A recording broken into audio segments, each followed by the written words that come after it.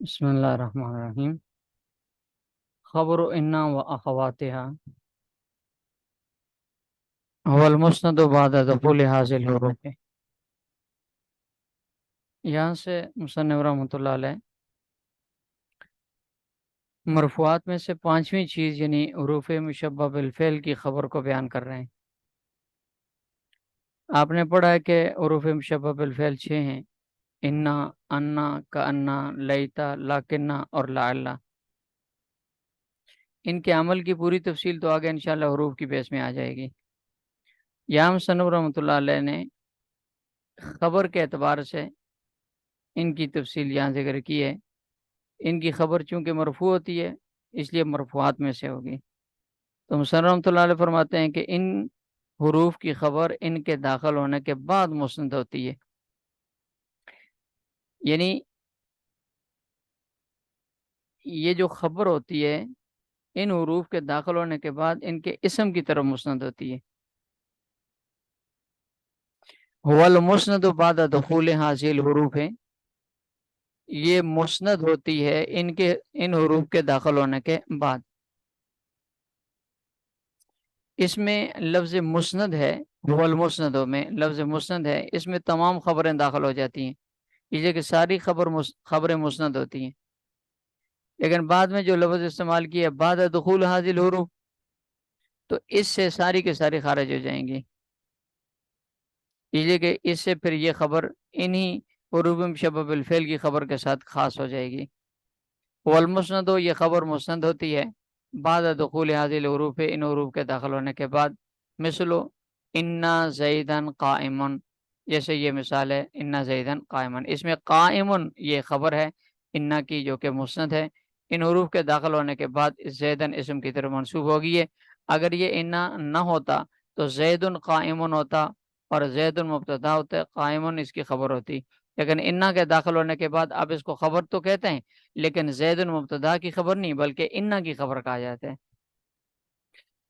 وَأَمْرُ كَأَمْرِ خبر المبتدا الا فی تقدیمی۔ مصنف رحمۃ اللہ علیہ فرماتے ہیں کہ حروف مشبہ بالفعل کی خبر کے وہ تمام احکامات وہی ہیں جو مبتدا کی خبر کے ہیں، بشرط ہے کہ وہ امور انا کی خبر میں پائے جا سکتے ہوں، یعنی مبتدا کی خبر کے وہ تمام معاملات انا کی خبر کے نہیں ہوں گے، بلکہ جو معاملات انا کی خبر میں مبتدا کی خبر والے پائے جا سکتے ہیں ان میں انا کی خبر کے وہی احکامات ہیں جو مبتدا کی خبر کے احکامات ہیں، اور مبتدا کی خبر کی جو صورتیں انا کی خبر میں نہیں پائی جا سکتی نا، ان میں انا کی خبر مبتدا کی خبر کی طرح نہیں ہے۔ مثال کے طور پر انا کی خبر اس میں استفہام مفرد نہیں ہو سکتی، حالانکہ مبتدا کی خبر اس میں استفہام مفرد ہوتی ہے اور آپ نے پیچھے پڑھا ہے کہ اس کو مقدم کرنا واجب ہوتا ہے، لیکن انا کی خبر اس میں استفہام مفرد نہیں ہو سکتی، اس لیے کہ انا بھی صدارت کلام کو چاہتا ہے اور اس میں استفہام مفرد وہ بھی صدارت کلام کو چاہتا ہے، تو انا کو صدارت کلام میں رکھیں گے تو اس کی فوت ہوگی، اس کو اگر صدارت کلام میں رکھیں گے تو انا کی صدارت کلام فوت ہو جائے گی، اس لیے انا کی وجہ سے اس میں استفہام کی صدارت کلام چونکہ فوت ہوتی ہے، لہذا انا اینا زیدن قائمن نہیں کہہ سکتے، انا کیف زیدن قائمن نہیں کہہ سکتے، انا من ابا کا نہیں کہہ سکتے، اس لیے کہ من ہو گیا، کیف ہو گیا، اینا ہو گیا، یہ سب صدارت کلام کو چاہتے ہیں، انا کی وجہ سے ان کی صدارت ختم ہوگی۔ اسی طرح انا کی خبر جملہ انشائیہ نہیں ہو سکتی جمہور کے نزدیک، کیونکہ دونوں کے معنی میں انا کی معنی میں اور انشاء کے معنی میں منافات ہے، تضاد پایا جاتا ہے، اس لیے کہ انا زیدن اضرب نہیں کہہ سکتے کیونکہ اضرب انشاء ہے، اور مبتدا کی خبر وہ کیا کہتے ہیں اس کو، یہ ہو سکتی ہے کیا کہتے ہیں اس کو، جملہ انشائیہ ہو سکتی ہے۔ تو جو چیزیں مبتدا کی خبر والی انا کی خبر کے اندر نہیں پائی جا سکتی ان کو چھوڑ کر ان کے علاوہ جو چیزیں انا کی خبر کے اندر پائی جا سکتی ہیں ان میں مبتدا انا کی خبر کے وہی احکامات ہیں جو مبتدا کی خبر کے ہیں، الا فی تقدیمی ہی۔ مصنف رحمۃ اللہ علیہ فرماتے ہیں کہ اس عموم سے ایک چیز مستثنا ہے جسے مصنف رحمۃ اللہ نے یہاں بیان کیا، الا فی تقدیمی، یعنی انا وغیرہ کی جو خبر ہے یہ اپنے اسم سے مقدم ہونے والے مسئلے میں مبتدا کی خبر کی طرح نہیں ہے،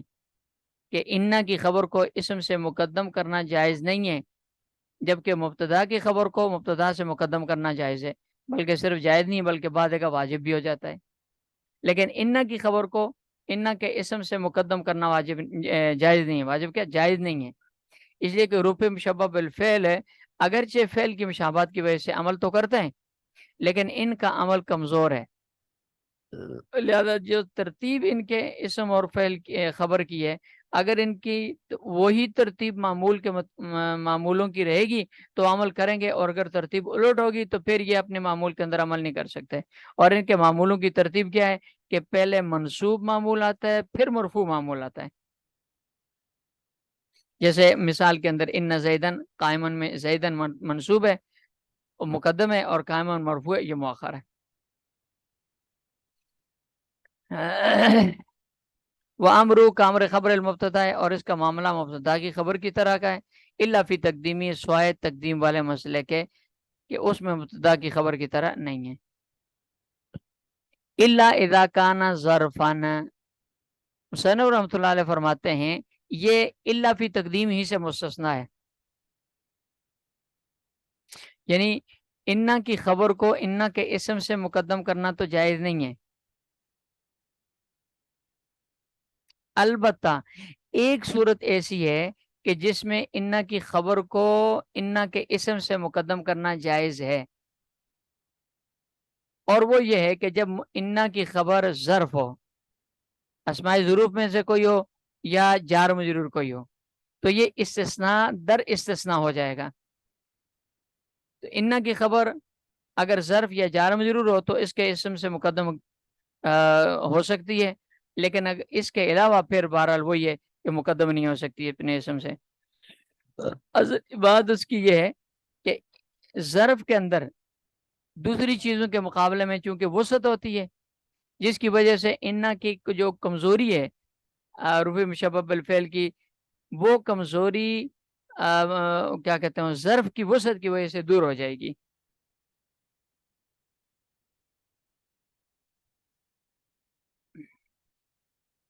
الا اذا کان ظرفا،